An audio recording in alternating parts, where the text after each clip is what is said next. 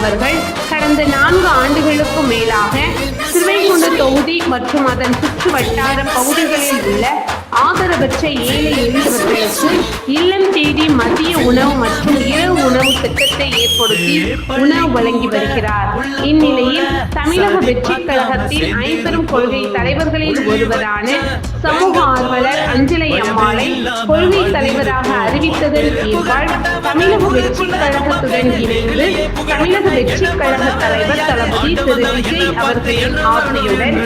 கழக பொதுச் செயலாளர் அண்ணன் புத்தி என் ஆனந்த் அவர்களின் வழிகாட்டுதலின் படியும் 1000வது நாள் மதிய உணவு மற்றும் இரவு உணவு திட்டத்தை தமிழக வெற்றி கழகத்துடன் இணைந்து வழங்கி வருகிறார். 30/7/2025 இன்று 1142வது நாளாக ஏதன், உண்டியலூர், ஸ்ரீவைகுண்டம், கோட்டைக்காடு மற்றும் கீழமங்கலக்குறிச்சி அதன் சுற்று வட்டார பகுதிகளில் உள்ள 155 ஆதரவற்ற ஏழை எளியவர்களுக்கு தமிழக வெற்றி கழகம் தூத்துக்குடி மேற்கு மாவட்டம் சமூக ஆர்வலரான அன்னை பிஜி சரவணன் அவர்களின் சார்பில் மதிய உணவாக முட்டையுடன் கூடிய மொச்சை குழம்பு சாப்பாடு வழங்கப்பட்டது.